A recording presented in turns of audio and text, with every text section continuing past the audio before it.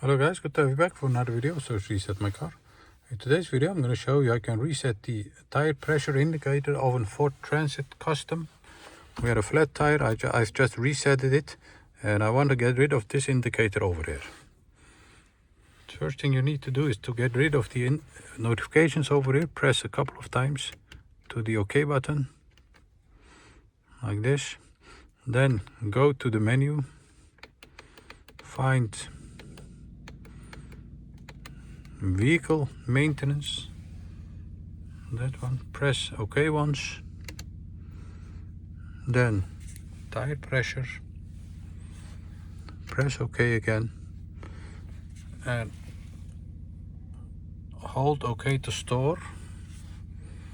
Was written over there. Press OK and you'll see that it's storing, and its storing is complete.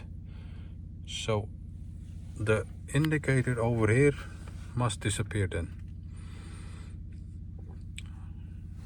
The right thing to do before resetting this is have the tires pumped up and then reset it with this technique.